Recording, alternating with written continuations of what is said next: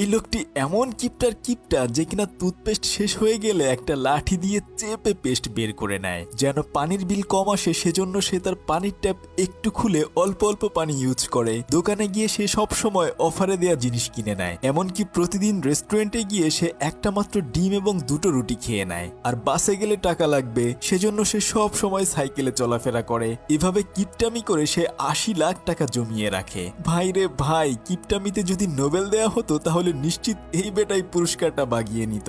কিন্তু একদিন সে তার সব টাকা উড়াধুরা খরচ করতে থাকে। কখনো যদি এই কিপটা লোকটার একটা কয়েন মুরগিতে খেয়ে ফেলতো তাহলে আমি শিওর সে মুরগির পেট কেটে ওই কয়েনটা বের করে নিত। কিন্তু কি কারণে সে তার এত কষ্টে জমানো টাকা এভাবে পানির মতো খরচ করতে থাকে, এই গল্পটাই আজকে আপনাদেরকে শোনাবো। কথা দিচ্ছি গল্পটা শুনে হাসতে হাসতে আপনার পেট ব্যথা হয়ে যাবে। তো চলুন দেখে আসি সেই ভয়ঙ্কর এক কিপটার কাহিনী। প্রতিদিনের মতো ঘুম থেকে উঠে জিয়াও ব্রাশ করতে গেলে দেখে যে তার পেস্ট ফুরিয়ে গেছে। সে তখন রুটি বেলার বেলনা দিয়ে চেপে পেস্ট বের করে ব্রাশ করে নেয়। এরপর ওয়াশরুমে গিয়ে সে হালকা করে পানির ট্যাপ ছেড়ে দেয় যেন পানির মিটারে টাকাই না ওঠে। বুঝতেই পারছেন সে আসলে কোন লেভেলের কিপটা। তবে এসব বুদ্ধি সে তার মায়ের কাছ থেকে ছোটবেলায় শিখেছিল। তার মাই তাকে শিখিয়েছিল কিভাবে একটা টিস্যু টুকরো টুকরো করে অনেক দিন পর্যন্ত ব্যবহার করতে হয়, কয়েকটা আগরবাতি ভেঙে তা দিয়ে কিভাবে অনেক দিন তাদের পূর্বপুরুষদের প্রার্থনা করা যায়। সে আসলে প্রতিদিন ভোরবেলায় অফিসে যাওয়ার আগে হিসাব করতে থাকে এখন তার অ্যাকাউন্টে কত টাকা রয়েছে। সে সব সময় স্বপ্ন দেখতো একদিন সে মিলিয়নিয়ার হয়ে অনেক বড় একটা ফ্ল্যাট কিনবে। তবে তার অ্যাকাউন্টে এখন ৮ লাখ টাকা রয়েছে।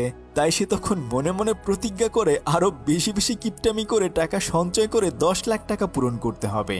এরপর সে তার ভাঙাচোরা সাইকেল নিয়ে অফিসের উদ্দেশ্যে বের হতে চাইলে তার পাশের রুমের মালিকের দরজায় ধাক্কা লেগে প্রায় প্রতিদিন তাদের মধ্যে ঝগড়া হয়।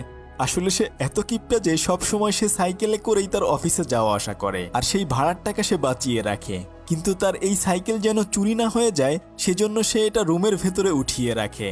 এরপর সে মনের সুখে সাইকেল চালাতে চালাতে নিজেকে বলতে থাকে যে মানুষ আমাকে যতই কিপটা বলুক না কেন তাতে আমার কোনো কিছুই আসে যায় না, কেননা মানুষ তো আর আমাকে খেতে দিবে না। এসব ভাবতে ভাবতে সে তার পকেট থেকে একটা মেয়াদ উত্তীর্ণ জুস খেতে খেতে সাইকেল চালিয়ে একটা রেস্টুরেন্টে যায়।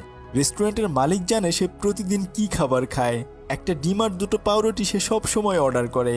আর এমনকি সে তখন সময়ের অভাবে না খেতে পারলে সেটা পলিথিনে করে অফিসে নিয়ে যায়। তাড়াতাড়ি খাওয়ার সময় তার গলায় বেঁধে গেলেও সে একটুও পানি কিনে খায় না, বরং সে তখন বাসা থেকে আনা ওই জুস খেয়ে নেয়। দোকানদার তখন দেখে যে আসলে ওই জুসের মেয়াদই শেষ হয়ে গেছে আর সে তার সমস্ত কেনাকাটা সবসময় কুপন কার্ড দিয়ে অফারে সুপার শপ থেকে কিনে নেয়।